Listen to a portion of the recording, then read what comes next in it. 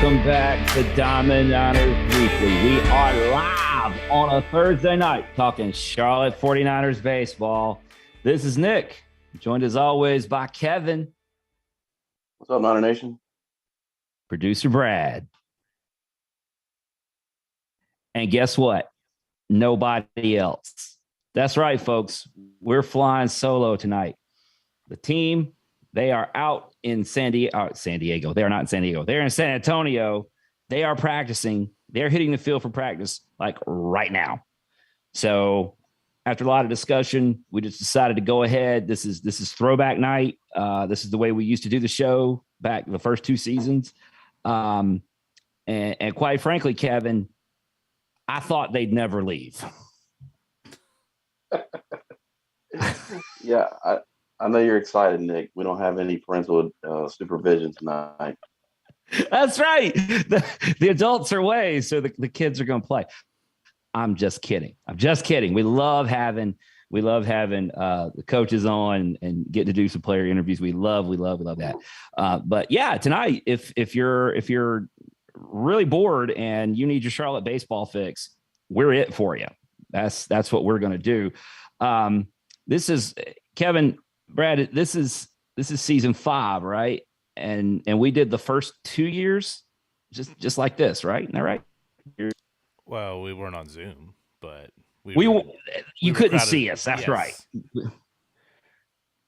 We were audio only, but it was just us, and we weren't live either. So now we're live, but yeah, it was us on Sunday night talking baseball and then putting it out like the next day. So here we are. We could stop and go back and retake stuff, but we moved to live, so we're more professional now, I guess. No, we just have to be more careful. I promise you, folks.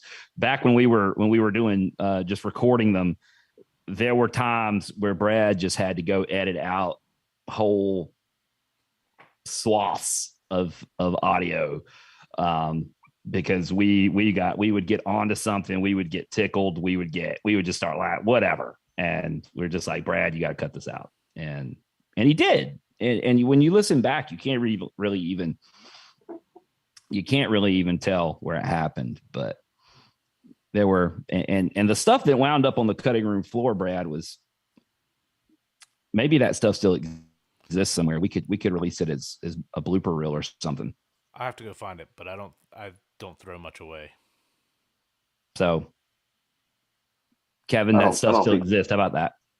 I don't think there's much quality in that cutting room audio. Well, it is what it is. All right, folks, same deal as always. We probably need more help from you tonight. If you're actually out there watching us without Woody, without Toby, without any player interviews, chime in the chat on YouTube, tweet at us or something, whatever. We'd love to hear from you because it would give us something else to do.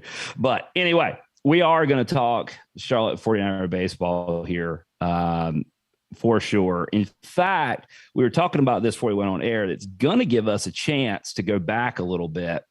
Last week, we had so much fun talking to Toby and Cam Fisher that we kind of we kind of glossed over a few things or just flat out forgot to talk about them, never got around to them, and now we can go back. So for starters, Kevin, we had a pitcher of the week last week that we didn't get around to throwing out there. Yeah, last week Cam Hansen was named Conference USA Pitcher of the Week. He came in relief in Saturday game against Western Kentucky. He was usually kind of slated to start on Sunday, but Lancaster had a little injury early in the game, so Woody decided to go with Sunday's slated starter to take that game home, and he certainly did. He pitched the rest of the game. I think it was 4 to 5 innings in relief, and secured that victory for us. Secured the at that point it was 1-1. They had won Friday. Western Kentucky beat us on Friday, and we had even series. So that was a very crucial game. And Cam played a big part in that. Yeah, that was big. So congrats, Cam, for that honor last week. And then, of course, we didn't really talk much about the game themselves. The Sunday, we don't need to go back and rehash the whole Western Kentucky series, but the Sunday walk-off, we were all there for that one, and those are always fun. Those are always fun to witness. Really felt like it was going to happen. And probably the thing there's a couple things I want to point out, Kevin, about that walk-off win on Sunday against Western Kentucky. First of all, Caden Hobson got the game winner, and that seems so far to have really propelled him. He's a guy that the staff has a lot of confidence in, particularly behind the dish there with his receiving and defense. I've been working on getting the back going, and if you look at it, he got that big hit, won the game. He hit the walk off, and really since then, in the game since then, Hop's been swinging a hot bat. So cool to see that happen. Yeah, it kind of jump started him a little bit. And that ODU series, I'm looking at the stats from that series. Aiden Hobson had hit a homer, had his first homer of the season. 5 hits on the series, drove in 4 runs on the weekend. So definitely swinging a hot bat. And then last night, on Tuesday night, had a couple big RBIs as well. Victory over College of Charleston. So I know we're going all over the place now, but no, we're talking about Hop. I mean, he had the big hit for the Western Kentucky game. We'll get into the Old Dominion series here in just a second. But for anybody that hasn't seen it yet, by the way, and this is the last thing I want to say about Western Kentucky, then we'll move on that walk off. If you get a chance, go back. If you haven't, go back, and there's like 2 different camera angles of the guys celebrating the walk off, and that's always fun. But what I want you to watch for is the 2 different angles of Huck Wathen attempting to run while carrying the water jug to dump on Hop when he gets out there. And it is hilarious. I didn't even see it at first. My wife and daughter saw it, and we're sitting on the couch laughing. I'm like, what are y'all laughing at? You got to go watch this video. And Huck is trying to run, carrying the big, I don't know if they have Gatorade, Powerade, whatever, jug, but it's water. You can tell it's coming out. And Huck's wearing most of that water by the time he gets out there to dump it on Hop. I don't know if Hop even got wet because Huck was wearing all of it. Yeah, well, he did a lot better than I would have done. I don't know how well I would have done taking a full sprint, holding it from the dugout to right center field, carrying a full container of liquid. Pretty heavy. He was working, man. He was laboring for everything it's worth. Maybe that. Here's what we would do. Okay, if we were going to do that type of celebration, Kevin, if we were celebrating walk-off, we would just pass out individual bottles of water, and then everybody could run out there with 1 bottle of water, right? Screw the lid off and dump it on whoever they want to. Because I'm not trying to run with a jug. No. So what we would have done in reality is wait till he got back to the dugout. He would be least expecting it, and then we would have dumped it on him. I think you're right. Definitely would not try to run in with the jug. So anyway, we wouldn't have made it. We wouldn't have made it to the foul line if both of us were carrying it.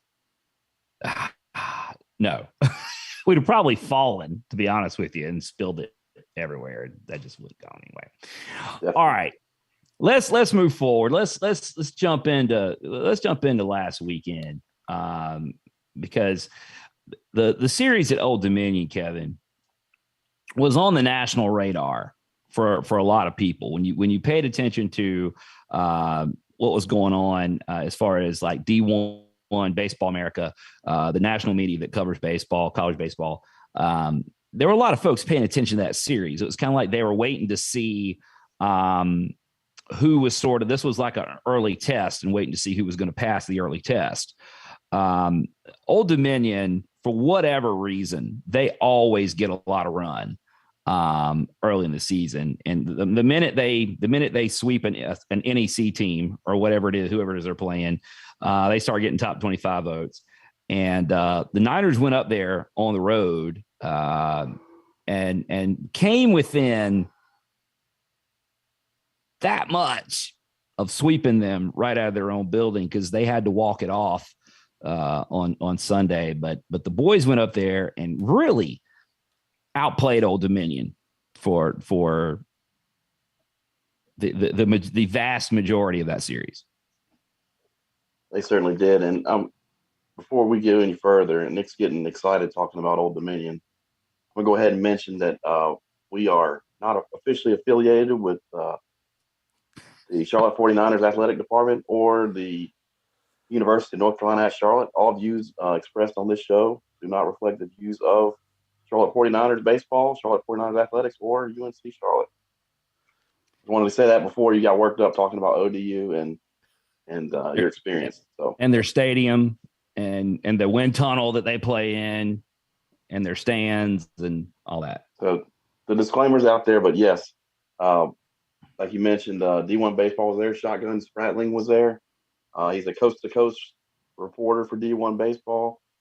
He does mainly West Coast stuff from what I've seen, but he was there Friday, Saturday, tweeting about the game, and he wrote a really nice article about I think it was the staying power of Charlotte baseball. How last year was kind of came out of nowhere and right on the brink. But it's probably the first time we've been back seasons in a long time. Yeah, I can't remember a time where we have accomplished that in the past. So we'd have to effort that one.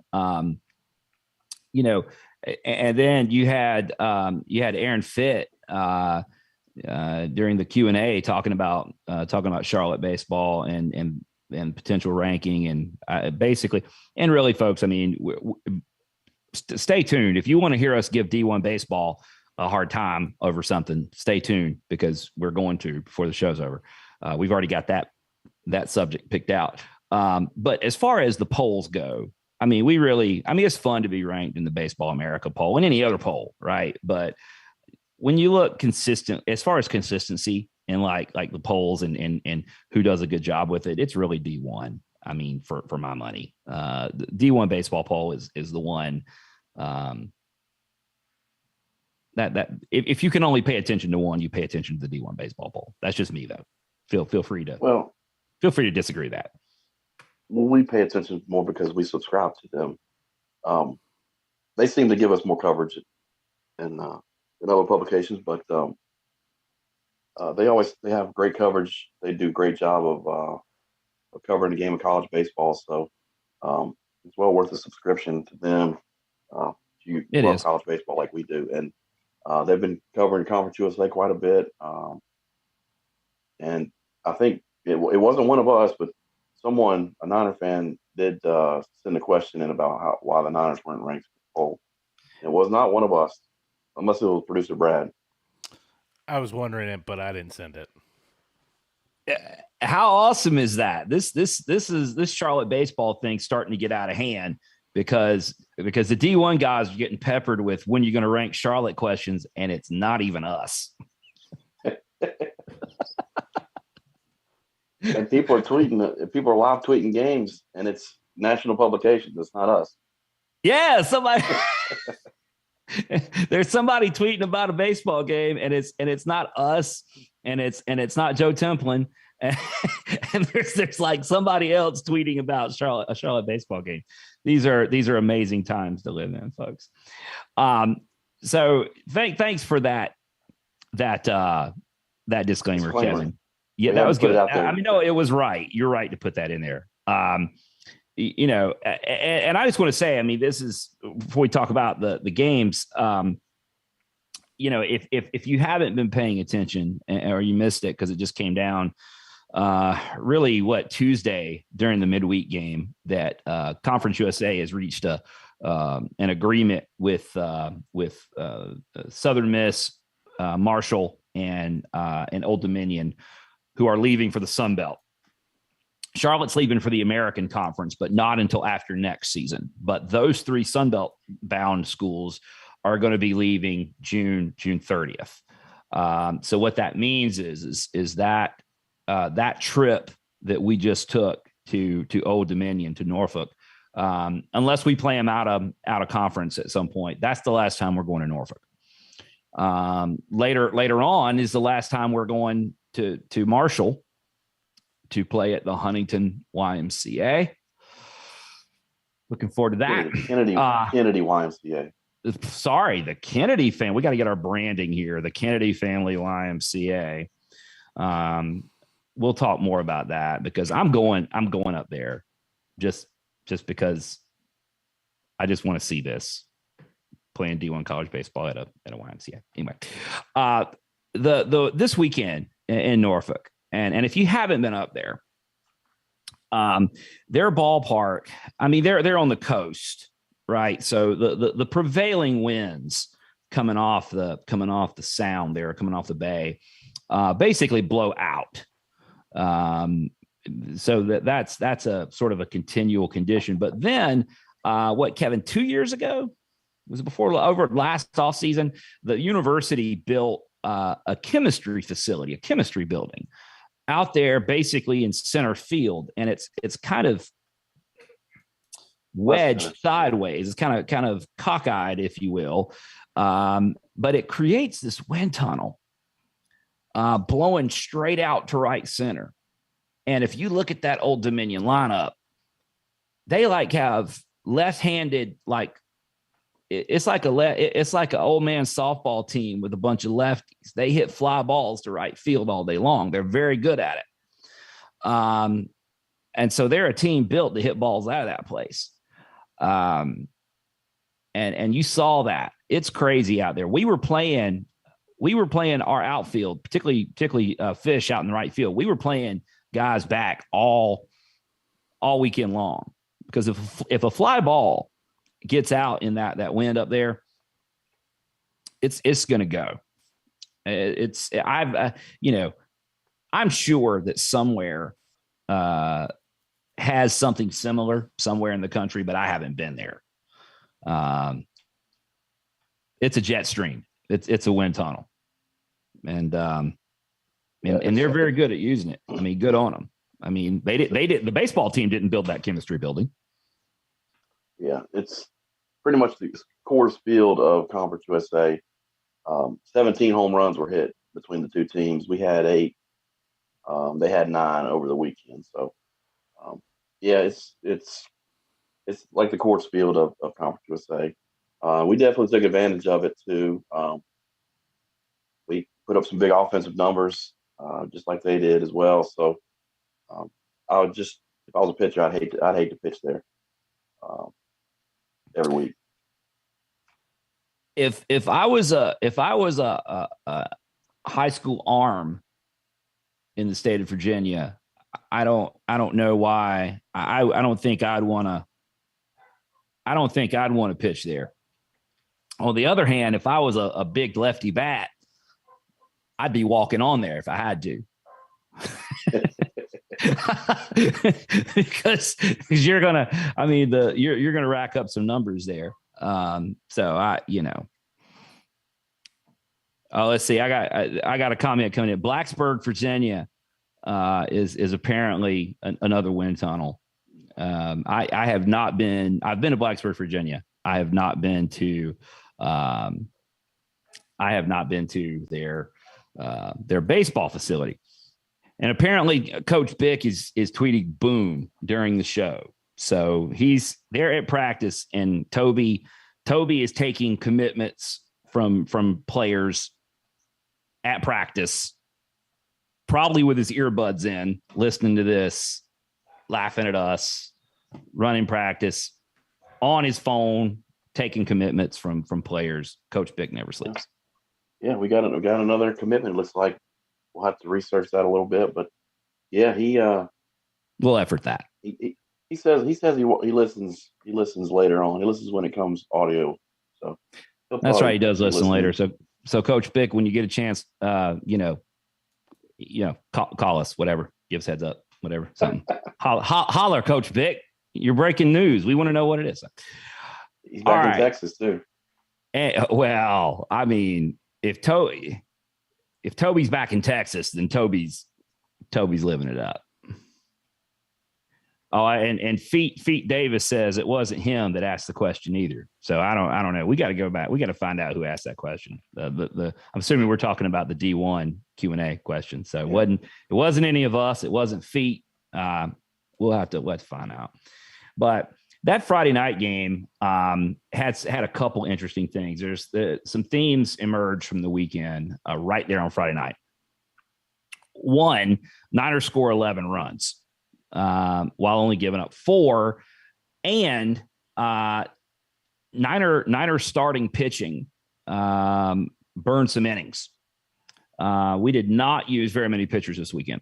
Starting with Spencer Giesting on Friday night, he goes 5.2 innings, giving up 4, which, you know, in those conditions, giving up 4 is, I mean, that's, you're not shutting that team out in that park. Like you said, it's like Coors Field. So you're not throwing up zeros on the board. So to get out with 4, and then to have AJ Wilson come on and go the 3 1/3 inning save. AJ shut him out for 3 1/3. So we used 2 pitchers on Friday night, scored 11 runs. You know, I know fans were very interested in Dave McCabe getting back in the lineup. Big Maple did make an appearance. He his first at bat the game, he hits a home run to dead center as a part of a 5-run first inning for the Niners. He walked in his second at bat and then came out, and that was the last Big Maple sighting of the weekend as far as being on the diamond. But Kevin, if you're only gonna get one hit, you might as well make it a home run, right? Well, hey, that was a great way to set the tone for the whole weekend. Getting up there, I think it was 1 out. He just plotted center field, put the Niners on the board, and we never looked back all weekend. He walked to the next at bat and scored. He scored twice, scored 2 runs for us, 2 plate appearances, RBI, 2 runs scored. So can't do much better than that, you know. I mean, if you're gonna only make 2 plate appearances, you might as well score and hit a homer. Yeah, and you know, David's working his way back. He's getting close, and when he does, it's going to be a good thing, because I mean, I believe he helped set the tone right there. I mean, it was a long way to go, but he came out and helped set the tone right there at the beginning, and he's just so valuable to this lineup. Oh, also, this just came in, and I'm not going to call any names, but if you were watching the game, you heard, which I only heard about it because I was in the stands and not listening to the Old Dominion announcers who apparently called him Spencer Giesting. Did I do it right, Kevin? Yeah, that's how he was saying it for most of the game. Spencer Giesting. And and if you were listening to that broadcast or watching them on Conference USA TV, you noticed he eventually got it right. And I happen to know why he got it right. Again, I'm not calling any names, but someone took it upon themselves to do a Google search, find the number to the phone in the press box, called said number, and they answered. And then they were told it's Spencer Giesting. To which the question was asked back, apparently, is this his father or his grandfather? And it was neither. I can promise you it was neither. But yeah, so you know, people that aren't us are asking D1 Q&A questions, and people that are not us are calling the press box at Old Dominion and telling them how to say the players' names right. So Kevin, you heard it, I didn't, but it sounds like it was pretty bad. Yeah, I mean, Overall he did a good job for the weekend, but that was not a good start for him with the G string pronunciation. Maybe it's the same person that asked the question of the D1 baseball. Yeah. well, Feet says that wasn't him either. Okay. So you know, I don't know. It's a process of elimination. So anyway, we couple more performances. I mean, we talked about David in his limited appearance, and we talked about Spencer and AJ. Which AJ, how huge is that, Kevin? AJ Wilson was a guy that the staff was very excited about getting from East Carolina as a transfer. And AJ has been sort of trying to find his way a little bit and carve out a role for himself. And, you know, at East Carolina, they pretty much used him as a lefty specialist. They would bring him in to get that one lefty out. And he's done a little bit of that here, but that's not what's going on right now. AJ's last several outings, he's taken out. He's still got that nasty slider that lefties can't handle, but he's taking out right-handed batters too. He is an equal opportunity destroyer right now. And if he's gonna emerge out of the bullpen like that, I mean, that's huge. Yeah, he's kind of been extended. I guess against App State, he came in and threw 3+ innings, and then the WKU series, he came in and pitched 2+ innings. And Old Dominion, you saw what he did there. He finished out the game for Spencer. Spencer gave us a great start, and he just finished it out and got that series off to a good start with win. Looking at the stats here, you know, picked up a saving that it made 2 appearances on the weekend too. So he came back on Sunday, I believe, and threw to a lefty. So showing his versatility. You go to him twice during the weekend. Great weapon to have in the bullpen. Yeah, I mean that when guys start emerging like that, that changes your weekend equation. I mean, and that's what we talk about all the time is baseball. College baseball is not a game; it's a series. I mean, and that weekend is a war of attrition, and you see it in these Sunday games.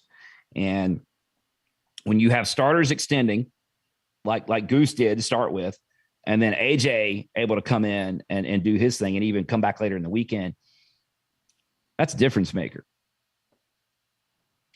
Taking a look at the offensive numbers here. I mean, Austin Knight went nuts on Friday night, 4 for 6. And you know, it was pretty cool night for Austin. He wasn't it wasn't, I mean, they were 4 singles. There's no other way to say it, but he was taking what they were giving him and not overthinking it, not trying to do too much. They were letting him have the ball. He was finding outfield grass. He was putting it up the middle. He was hitting bloopers in the outfield. He was all over the place with it. And I mean, that's what you got to do, right? Cam Fisher as well, 3 for 5. Looking at the box score real quick. Jack with 2 ribbies, Butch with 2 ribbies, Cam with 2 ribbies, Caden with 2 ribbies. I mean, David and Austin had 1 each. I mean, the distribution was all over the place. I mean, it was not one guy going off. I mean, there was production coming up and down the lineup, and that's what we've been talking about. That's what this lineup's capable of doing, right? Right. You know, I've got the series stats here and got a bunch of highlights here, man. And everybody's producing in this lineup. You got Madole, 7 ribbies for the weekend, 2 homers. I mean, Furman scored 6 runs, Knight scored 6 runs, Madole scored 5, Cunningham scored 5, Butcher drove in 5, Cunningham drove in 5, Cam drove in 5. That's the whole lineup there. They're driving in runs, scoring runs, and I mean the wind tunnel helped a little bit, but these guys, this offense is very potent, and we're starting to see it come together a little bit. Yeah, especially with. Sorry, go ahead. Especially if you got, I think we did the numbers we have if we have Madole, Knight, and McCabe in the lineup. I think we're averaging about 12 runs in the games that they're in the starting lineup, and that's unreal as far as scoring 12, averaging 12 runs a game. That 29 run game plays a factor in that average, but Sure. That's a pretty big stat there. So things to look forward to, right? Yeah. And it kept on Saturday. Nate was 3 for 4. Nate had a triple that I guess it was a triple. It sounds like everybody has said it must have been a triple. In real time, from where I was standing, it looked like the ball bounced off the scoreboard and hit the top of the wall and then came back into play. People have said that they went out there and looked at the scoreboard and the distance from the wall. It's further than it looks, and that couldn't have happened. So I guess it was a triple off the top of the wall. It sure looked like a home run in real time. But Nate put a good swing on it. Jake and Cam hit back-to-back homers in that game, which was a lot of fun. Not for the Old Dominion fans, but it was a lot of fun.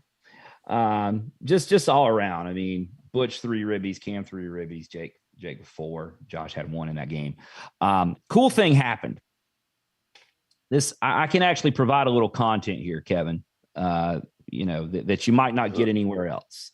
That's what we're here for. We're here to provide content that you can't get in a box score. There you go. That's what we're here for. Really cool thing, really classy thing. There was an Old Dominion fan there with his little boy. I would say his little boy was probably 6 or 7. And when they went, those back-to-back homers were hit by Jake and Fish, he and his son decided to go out and see if they could find them. And they did. And they brought him back.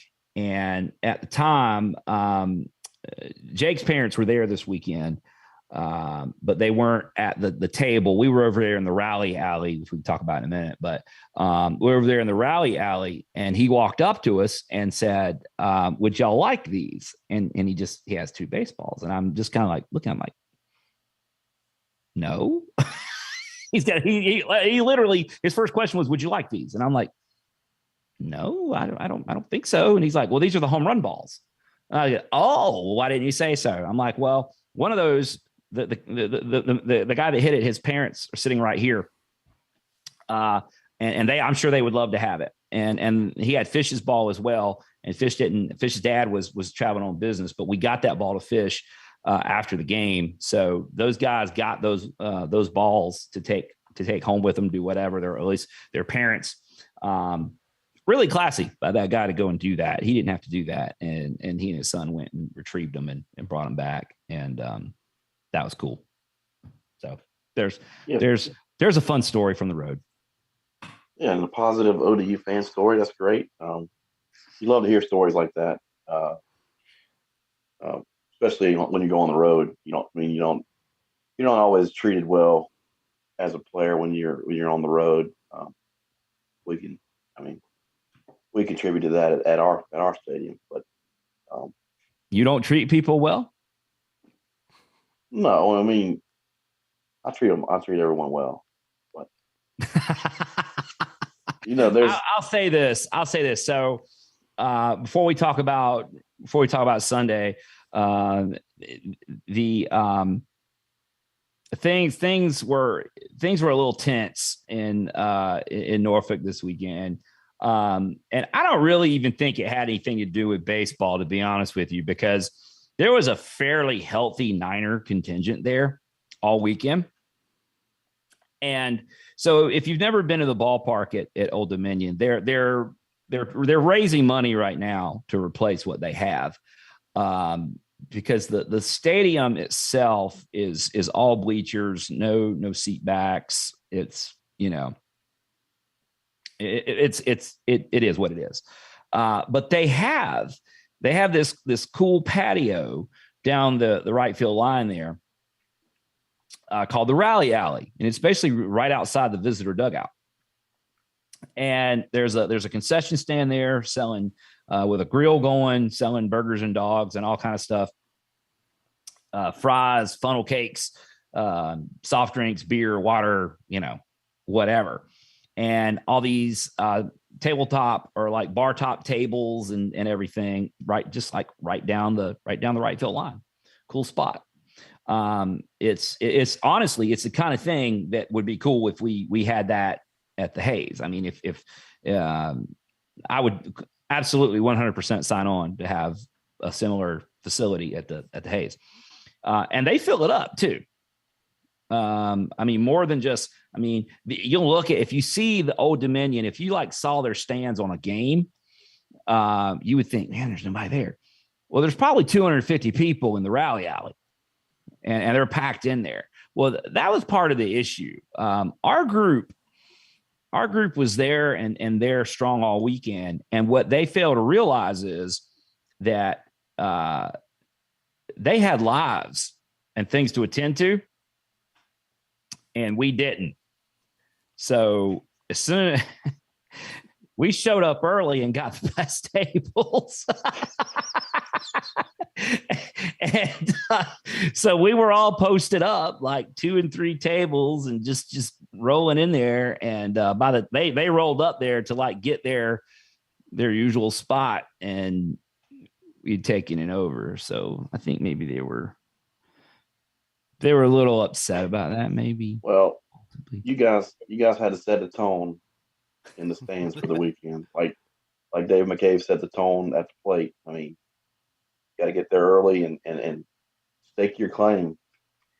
Totally. I mean, it wasn't Maple's homer. It wasn't Goose's performance. It wasn't AJ Wilson. It was us in the rally alley. We just set the tone, and I know it was working because on Sunday, one of their fans got there. She must have got there at 8 a.m. just to say she had the first table. And when we walked in there, she wanted us to know she had the first table. And to as someone else in the group said, it's good to know we could make her get out of bed early on Sunday morning. John, how many funnel cakes did you get this week? I'm gonna tell you, they serve funnel fries because that's easier. Yeah, Brad, it's funnel cake. It's the batter, but it's in French fry form. Tastes the same. It's just easier to handle. I had to try that. I had to get. I had one all weekend. I didn't. Yeah, I really did not. No, I didn't put a hurting on them like I probably could have. I was trying to be good. That's good. It's a long season. I do appreciate you. I saw you on TV. I appreciate you representing us on Conference USA TV. With, the brand, baby. For the brand. Behind home plate.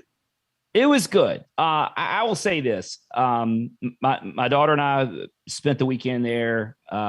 We were there for that series last year. I'm cool with them going to Sunbelt. I mean, there's no good way. You can't get to Norfolk from here. We drove up, you go up to 85 to South Hill, and then you just crawl all the way to Norfolk, and it takes forever, and the wind tunnel, and it's okay. Yeah, it's okay. Well, yeah, it was a good weekend, and good weekend on the field for sure. I thought we might have a chance at a player of the week, pitcher of the week. Problem was is too many guys did too many things. We kind of spread out the love throughout the lineup. Madole batted .417 on the weekend with 2 homers in the same inning, 2 3-run homers in the same inning, and 5 walks on the weekend. So I think that was probably the closest we came to a conference player of the week, hitter of the week. But yeah, we had lots of candidates. Furman. Who from Southern Miss did they give it to? I mean, yeah, they won pitcher and player of the week. I know they gave it to. They played Western Kentucky and they teed off on them there, so they put up big numbers. I thought Will Lancaster pitched well for us on Saturday, especially in the conditions like you mentioned. Going into the eighth, um, in that kind of wind tunnel, cold day up in Norfolk, giving the Niners a chance to win. I thought he did a great performance this weekend, and if it was in any other conditions, it probably would have been the numbers would have been less, and he might have had a shot at conference pitcher of the week. But does Ole Miss play there this year? Ole Miss, I think they do. Ole Miss, Southern Miss, Southern Miss. Southern Miss. I don't know. Not Ole Miss. I think they do. Yes. I'm gonna look that up. I want to see.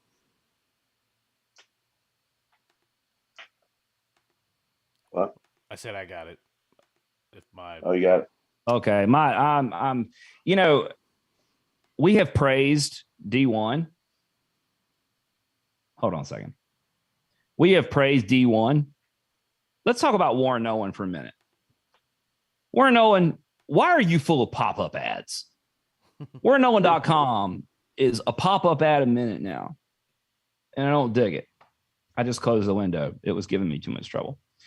So anyway, let's talk about Sunday. To finish that thought, all I was going to say is let me see those Southern Miss pitchers carve up Old Dominion and shut them out for 8 innings in that wind tunnel. Let me see that happen. They play Old Dominion at home. In Hattiesburg? Yeah. Oh, that's too bad. So let's talk about let's talk about that Sunday game, because that was crazy. The Sunday games are always crazy. I mean, we see this every week across the country. It's a war of attrition, and Sunday is just nuts. And quite frankly, the things got away from the Niners a little bit in one inning. Let me get my number right. Well, the third inning to give up 3 runs and 4 runs in the fourth. But then the Niners score 10 runs in the fifth. 10 runs in the fifth. They go from, I mean, they had scored 2 in the fourth, but then they explode for 10 in the fifth. And Josh Madole hits 2 home runs in the same inning. Same inning, Kevin. That was 2 3-run homers in the same inning. That's unbelievable, and that was fun to watch. That was definitely fun to watch. I know it had to be fun to be experienced in person. I think you said all their fans left after the 10-run inning. Let me tell you something. Okay. Now, I hate it for the Old Dominion fans, because they stuck around as far as their team. Their team stuck around and walked it off. Okay. To salvage something. They're fans. They're internet fans. Okay. There's a difference. They're internet fans. We're so tough. We're Old Dominion. We're hardcore. They're fair weather. They bring a lot of people to the baseball game, and they're mainly they have good crowds, and they're mainly over in the rally alley. But after 2 days of losing to the Niners, when they blew that 9-2 lead, and we scored when Josh Madole, listen to me, folks. Josh Madole took their souls. He took their souls with that second home run. They all left. They left. The people left in the stadium when the people that hung around and got to celebrate, good on them. Those were player parents. Because all the people that were having beers in the rally alley, they just straight up left. And Josh Madole absolutely took their souls. That's why I tweeted. That's why that inning I tweeted with the score update. I tweeted the Undertaker gif where he sits up. Yeah, because they left us for dead. But hey, in that ballpark, no lead is safe, especially on a Sunday. Especially on a Sunday. So, yeah, a good series, good series win. they were ranked 18th. We hadn't mentioned that yet. They were ranked 18th in the country. They were. And Niners went up there and made a statement. And there was some national attention on this series, and we got a lot of pub out of the victory. So, exciting weekend. I'm glad we were able to take the series. Almost got the sweep. We were real close to getting that sweep, but yeah, great effort by the guys. I think Coach Woodard said that every single player that participated in that game played a part that weekend in getting that series win. Shout out to Hop again, 2 for 4, hit a homer in that game. What's interesting is Hop was on it. He hit a ball earlier. He wound up singling in the at bat, but he hit a shot. And the way the rally alley is configured, you're almost kind of tucked inside the baseline there. You're almost even with the foul pole. From my perspective, the ball was called foul, but Hop hit a ball over the foul pole that looked to me, from my perspective, like it was foul ball. Hop was running like he thought it was fair. Called foul. He crushed that ball too. I talked to Sydney. Sydney happened to be over there taking pictures. He had a better look at it. He said, "Yeah, it's probably foul." And I trust. Sid knows what he's talking about. But man, from right where I was standing at that moment, that ball looked like it was a homer. Sid said probably foul, so I trust Sid. But he was swinging. It's like we said earlier. I mean, ever since Western Kentucky, Hop swinging a good bat. Really, all the guys. The guys we're doing it in so many different ways. I mean, you go up and down this lineup. Caden can hurt you. Jack can hurt you. Butch can hurt you. Fish can hurt you. Jake can hurt you. Josh, Austin, Nate. And then when you're talking about getting David back, I mean, all those guys can hurt you. Right. There's no let up in that lineup. And we'll say something interesting that I noticed when McCabe is back healthy. We did move Josh Madole out to left field when McCabe was in the lineup. Something different than we had started out the season. I guess we had Knight was at second and McCabe was at third and Madole was at first. So a little bit of different defensive alignment. Also, we hadn't had a chance to ask Coach Woodard about this during the Western Kentucky series. He did switch up Austin Knight and Jack Dragum short and third. I'll be interested to see what the thoughts behind that are moving forward. So it's worked out pretty well so far.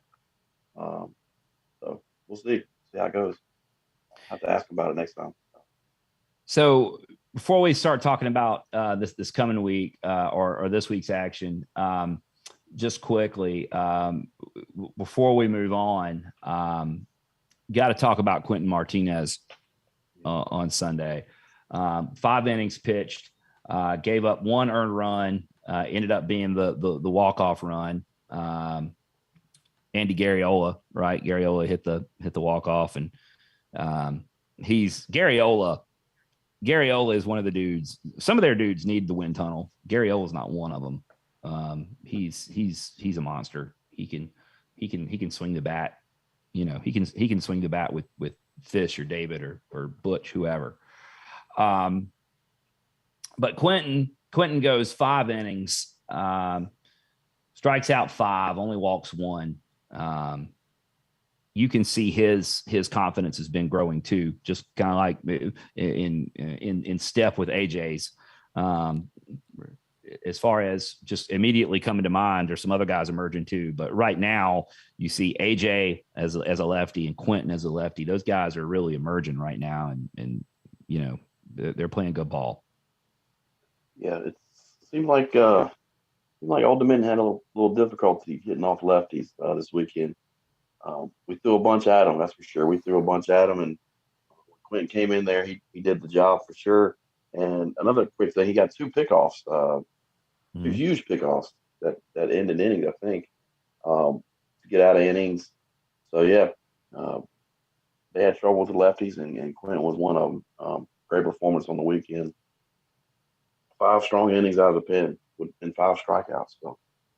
Okay, I think I said there was only one thing cool about Old Dominion's park, and that's the rally alley. I kind of lied. There's a second thing I like about it.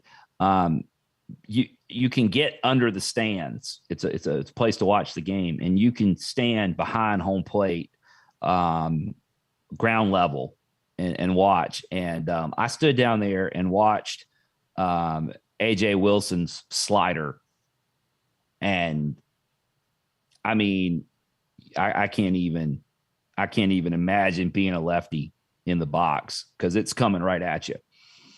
And the spin on this thing is just ungodly. And you really can't see that, Kevin. From the haze, we're always elevated, and you can move around behind home plate, but you're still elevated. Being down ground level, watching those things come in is just a whole different perspective.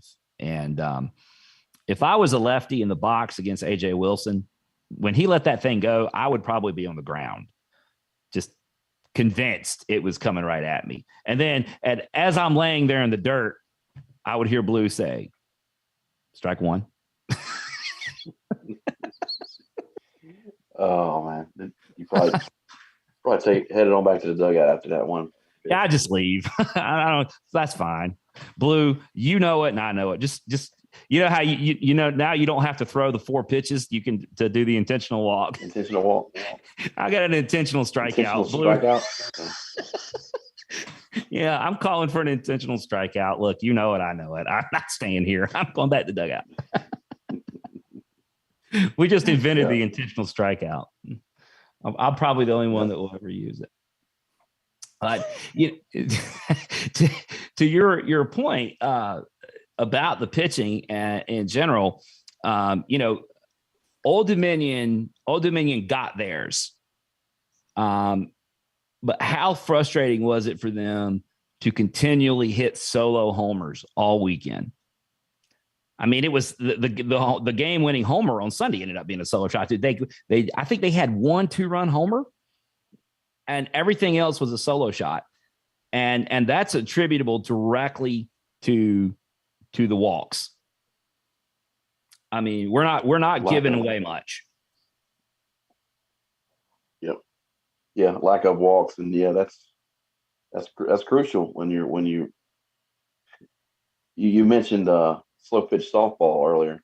When you're only allowed to hit a certain amount of home runs, and they get angry when you hit solo homers. But well, that's what they were getting angry when they hit a solo homer because they were down 5, 6 runs and getting one back at a time, and it wasn't. Yeah, they were never going to catch up that way. No, they weren't. The other thing, and folks, we need a little feedback on this. We've been talking about this. So our buddies Zach and Emily Hill have taken it upon themselves to start a K counter at the Hayes. They've been putting Ks on the railing there, and the Niners, we're leading the country in walks per game. We've been talking about starting a walk counter. Every time the Niners get a base on balls, that we start counting those too, and let the visitors watch those pile up. I don't know. I don't know if anybody's ever done that before, but maybe a walk counter is needed at the Hayes. And we've even talked about, instead of, we could just make a BB for base on balls, but we've been talking about maybe coming up with like a usage of the Johnny Walker logo. Johnny Walker has a logo that says "Keep Walking." We should get our marketing department to reach out to Johnny Walker to see if we can get a sponsorship on the show. Yeah, we could be brought to you by Johnny Walker. I remember they had an ad campaign once upon a time. It was their slogan was "It's Johnny Walker and you ordered it." So We should have maybe we could have Johnny Walker walk counter. Just line them up. Yeah. Or maybe we get sued by Johnny Walker. I don't know. Well, we can get our people on that. We'll have Diamond Niner Report corporate talk to them. I got so many nuggets here. Speaking of getting on base, Nate Furman has gotten on base every single game this season. I think it's 24 games he's got on base every single game. I think the streak was, he had a 16-game hit streak to start the season. But yeah, he's been on every single game. So, okay, folks, I promised you we were going to say some things about D1 baseball. Kevin, let's do it now. You brought up Nate. Let's.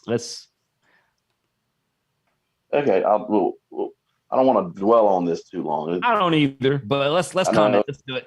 Well, since Coach Woodard's not here, he doesn't want to talk about rankings or all this stuff. But they're for the fans we're happy to talk about it.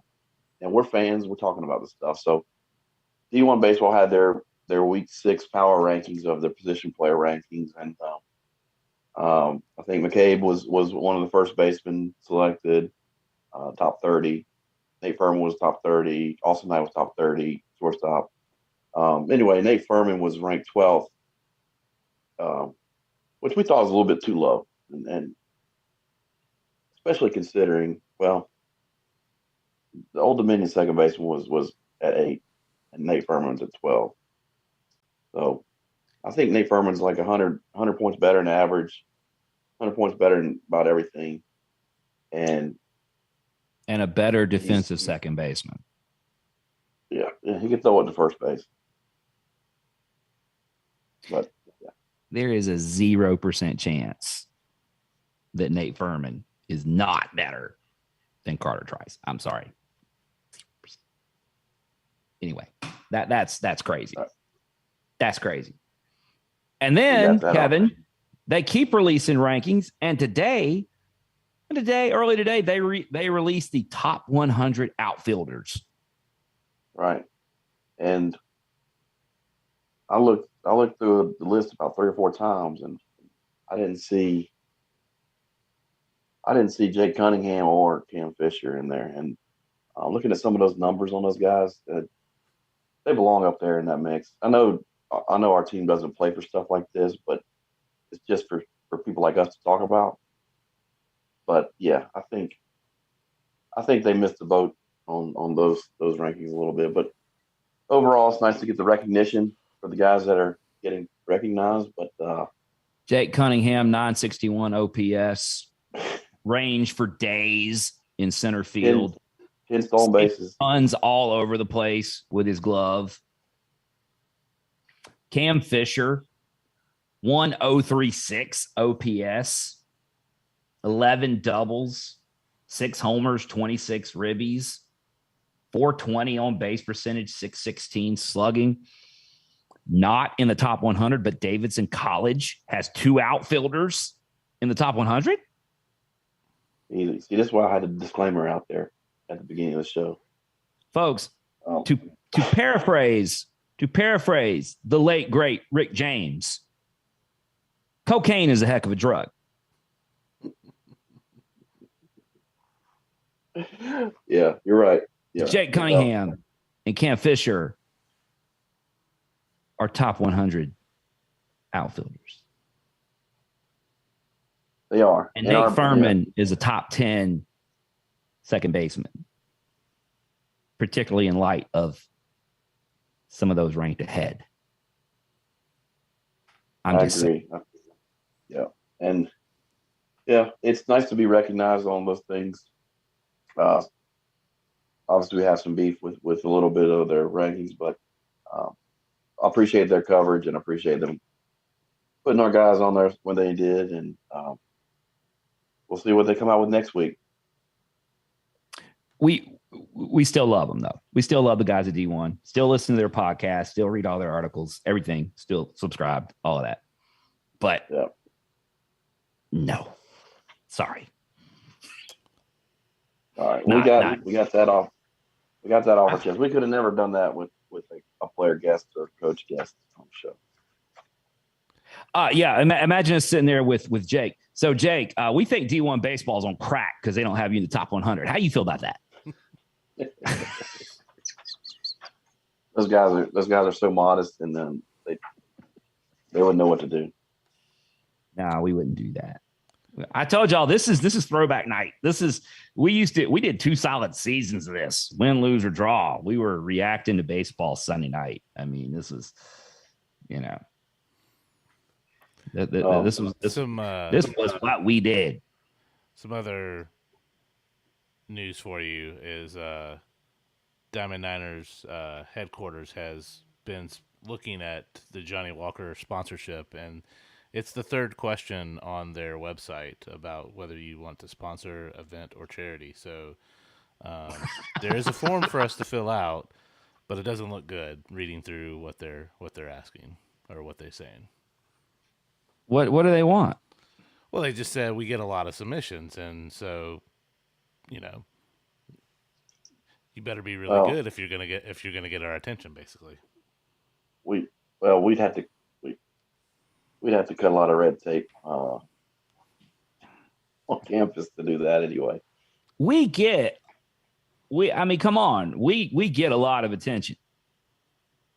Kevin's parents love this show. Well, we could keep talking with corporate and see if they want to pursue they at least looked into it already. We'll have our people. Brad. We'll have our people get with their people. We'll work something out. Let's move on to Tuesday night. It was a huge. Yeah, let's talk. I definitely want to talk about Tuesday night. Let's do it. Let's do that. So Tuesday night we had College of Charleston coming in to the Hayes. Fresh off of a sweep of Northeastern, who is the CAA favorite. They had swept NC State earlier this season. I was going to say, Northeast seems like Northeastern swept somebody. I can't remember who, but you're saying it was NC State. You're confirming that it was NC State. They did. They swept NC State. They swept NC State. And College of Charleston swept Northeastern. Wow. And College of Charleston earlier beat Texas in a midweek, 2 weeks earlier, prior to playing the Niners. And you're talking about the Longhorns. Texas, they were ranked number 1 in the country and went to Charleston and lost. Wow. Okay. But, they came into the Hayes. Hale Sims on the mound. And our offense shined. Hale Sims shined. Pitched 5 no-hit innings. Pitched into the 6th with no hits allowed. Ended up with pitching a 1-hitter. 1 hit over. Let me get his stat line right. 6.2 innings, 1 hit allowed, 7 strikeouts, 0 runs, 0 earned runs, 96 pitches, and only 3 walks. So he allowed 4 base runners in 6.2 innings. Great start from Hale. It was definitely his best start as a Niner for sure. He's got some good ones. That start at Atrium Health against App the midweek last year comes to mind. But unbelievable. All I can say to that is all hail. I mean, yeah, that's right, Feet. I see you in the chat. Give them hail. I mean, I don't know what to say. I mean, we were sitting there, we're talking about the game, we're tweeting the game, and we're everybody's stepping all around what's happening. Hale shuts them down again. Nothing for the visitors again. I mean, 3 up, 3 down again. Again. Yeah. And you could just see Hale getting more fired up as it happened. Yeah. He had his command. He really had command of the ball of his own on Tuesday night. And it was great to see. 7 Ks. Kevin, I don't think they hit a ball out of the infield for about 4 innings. I mean, he wasn't giving them anything. When they were making contact, they were popping up in the infield. They were grounding out to first base. I mean, they were getting nothing. Right. It was they were off balance for sure. He was on top of his game Tuesday night, and it was, like I said, great to see. Great to see Hale. And then he comes out, standing ovation. Michael Lowe comes in, gets out of that inning. I think Hale walked 2 that inning, and Michael Lowe gets out of it, and then pitches another inning of 1 hit ball. Tony Rossi finishes it out with a clean, well, yeah, 3 up, 3 down, pretty much. Yeah. Closes that game out, and week 2 hit him. First shutout of the season for our pitching staff, and it was great to see. Great to see. Hopefully that momentum can carry over into the weekend. But and then at the plate, Jack Dragum had a heck of a night. Had 3 hits, drove in 4 runs. Cam Fisher had a double, and then that guy Hobson again. He had 2 hits, drove in 2. So yeah, Niners get the shutout. 9-0. 9-0. Jack made it saucy. He did. It did. And he picked up a stolen base too. So I mean, he's all over the board. On Tuesday night was a fun game. I mean, they were. Charleston was never in it. Hale just dominated them, and our offense is going to find ways to put runs on the board. And they threw a lot of guys too. They were managing their pitching staff, managing their bullpen, and they would throw a guy an inning here and an inning there. They ended up using 7 pitchers in the game. And when you're doing that against a lineup like we have, you're going to give up some runs. So took advantage of that, and our pitchers did great. 9-0 shutout. First shutout since we shut out Tennessee Volunteers last season at the Hayes. That worked out pretty well. Yeah. Tennessee did some damage this weekend as well. I think the Charleston, obviously the focus is on the weekend series, but I feel like that Charleston win and that Campbell win, frankly, are good ones to have. Those are going to look good come resume time. Still too early to worry about that, but I think those are good. Well, I mean, that Campbell team that we beat last week went up to Old Dominion on Tuesday night and beat them up there. Yeah, sure did. And you say it's too early to worry about that stuff, but Baseball America, again, stuff that only fans like to talk about. Yeah. Baseball America had their tournament projections this week, and College of Charleston was in there, picked to win their conference, and Campbell was in there, picked to win theirs. We were in there as a 2 seed, picked to win our conference, along with La Tech and Southern Miss conference. But yeah, you got to love March baseball tournament projections. Yeah, I think 2 seed for us right now. I think a 2 is fair, but whatever. I mean, we've got what, 8 weeks left in conference season. Yeah, that Campbell team also beat number 8 NC State. They took out Wilmington and split games with Liberty, number 14 Liberty. Good ball clubs. Yeah.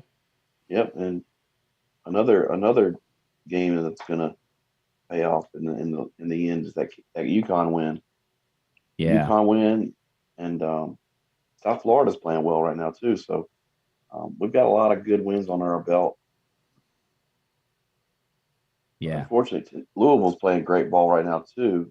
They've jumped up in the rankings. I wish we had that game back again. I know our staff wants that back, but We had that game. I wish we had that one back. That would have been another notch in the belt for the resume. But Absolutely. still, good to have them on the schedule. Speaking of, let's move forward to. Yeah, let's talk about this ahead. week because we're gonna. We have no excuse. We have no one to blame for being over tonight, and we can't even say it's talking for an hour. We can't even blame it on Toby or anything. It's like we got nothing. It's just I guess it's me. Just blame me. Whatever. We had a lot to talk about. Well, I'm having a great time. I mean, I hope you guys are. Yeah. Yep, I am.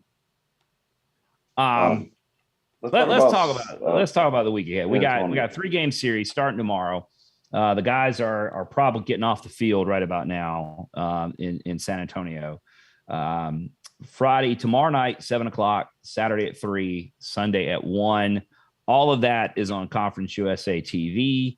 I don't remember how good a job San Antonio does. I know we've watched Conference USA TV and we've watched baseball from San Antonio before. I don't remember how good a job they do. Kevin, do you remember? I don't.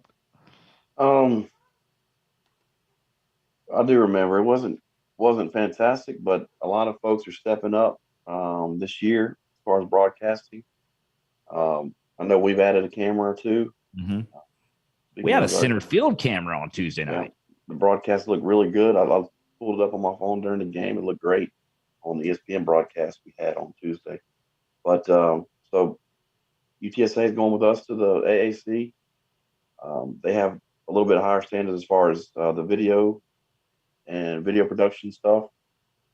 So hopefully they're working their way in like we are. We're trying to work our way towards that level of video production.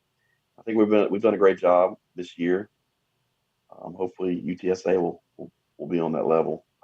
We'll be watching. So we got UTSA at 15-10, 2-4 in the league.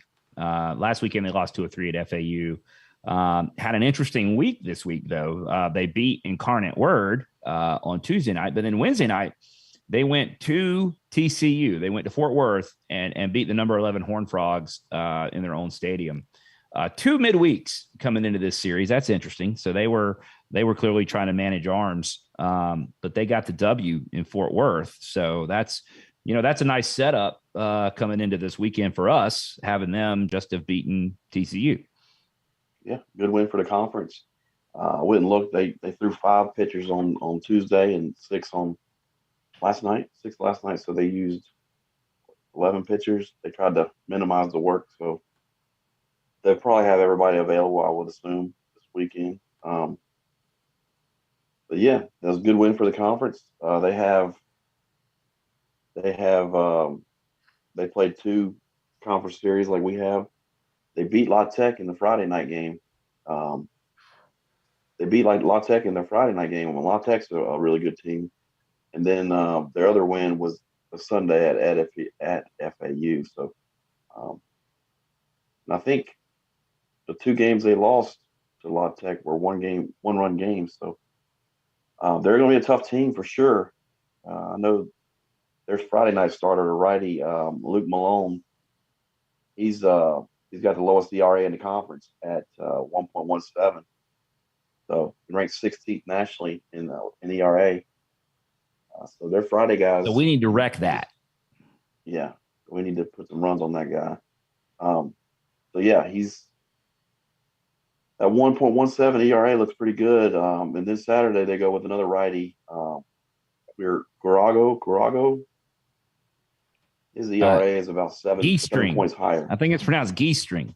Yeah. See, we shouldn't make fun of anybody for mispronouncing any on this show, because we'll call him Q. He's a sophomore righty. His ERA is about 7 points higher than his teammate Luke Malone. He's at 8.27, and then their normal Sunday starter is a freshman, Brandon Davis. His ERA is 4.91. He's started 5 games this far, so we'll see. Definitely have a good Friday guy. Kind of tails off from there, but you got to jump on him early, right? So I was laughing about while you were breaking that down, which you're doing a great job, by the way. Question in the chat wants to know, someone asked if anyone has the number to UTSA's press box. Oh man. You know, are you going to be prank calling? Is Feet going to be prank calling the UTSA press box this weekend? Asking for Seymour butts.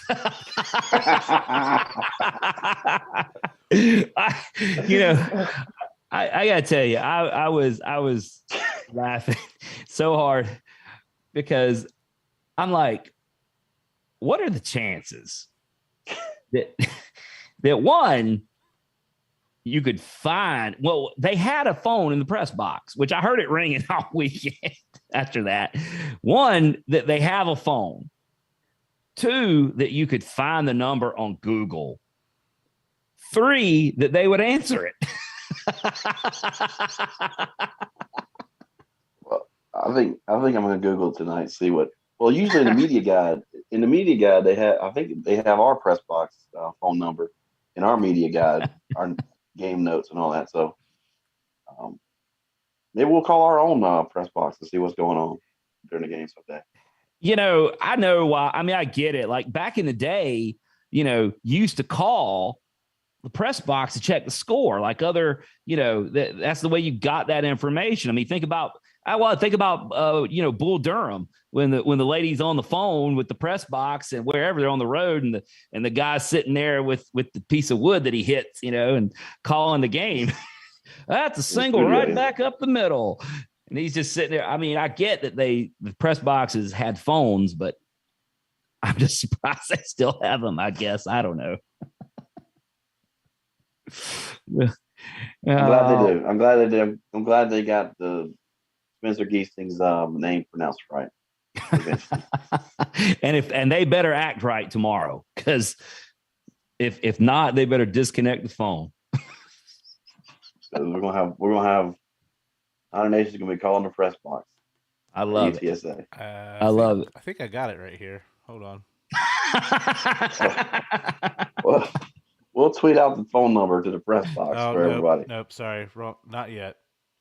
Okay. If we find close. That, we'll tweet it out. so that everybody will be ready. All right, folks. I guess I don't know, where do we go from there, Kevin? I guess that's it. Hey, let's wrap it up with a little Conference USA. There you go. Niners are third in conference right now, 4-2. They're only team in the conference 4-2. Southern Miss and La Tech are 5-1 above us in the West side. Those two teams are going at each other this weekend. That's probably one of the matchups we're going to be watching. La Tech's 18-7. Southern Miss 17-7. They don't like each other too much, but that series is at Southern Miss. The other series is in the conference this weekend. Old Dominion's at FIU. I'm picking ODU probably take that series. Western Kentucky's at Middle Tennessee. 100 miles of hate. Yeah, I'll have to go with the home team on that one, Middle Tennessee. Marshall's at UAB. UAB's been playing well this year. I'll go with them on that series. Yeah. Charlotte at UTSA. I'm going with the Niners, obviously. You betcha. And then FAU travels to Rice, which I don't know. I don't know how good FAU is this year, but Rice has really been struggling. So I'll go with the Owls on that series. Yeah, I think it's a good pick. I think that's good. I think that's Owls. Yes. Yeah. Let's see real quick. The RPI, we got 5 teams in the top 100 RPI in Conference USA. So things are starting to pick up, and the Niners are at 85. We jumped like 70 spots this weekend. Yeah, RPI is weird. We went from 150 something to 80 something. I mean, the wins, but they were road wins at that, and that's why I mean, RPI, like you say, for fans, it's fun, but it's still early. Because under normal circumstances, when you get later in the year, A month from now, you will not be able to move your RPI 70 spots in a weekend. That just you'll kind of have a better sense of where you are. But I mean, it's good for us. I mean, I'll take it. But there's still a lot of 70 movement. this weekend. Yeah, let's move up another 70. Be like 18. That'd work. I'd love that. And I mean, hey, San Antonio is a top 100 team. They've got an 88 right now. So, we've got an opportunity in front of us to get some quality wins on the road, and that can only help. All right. I guess it's time to shut this thing down, guys. Yeah. Corporate has not called us to say we're canceled, even though we got taken off the leash this week and we went back. I hope you enjoyed this old school version of Diamond Niners Weekly. This was throwback night. We went old school. All right, folks, we're all out of time for this week. Look for this podcast wherever you find your podcast. Make sure to subscribe in order to be notified of new content. You can also find us on social media, Twitter, Facebook, Instagram. Still no TikTok. Not happening. Reach out anytime you'd like. We love hearing from you all. If you're old-fashioned like us, say hello at the ballpark. Big thanks to everybody for tuning in and putting up with us for a little bit tonight. For Kevin, producer Brad, this has been Nick, and we'll see you at the Hayes. Go Niners. Go Niners.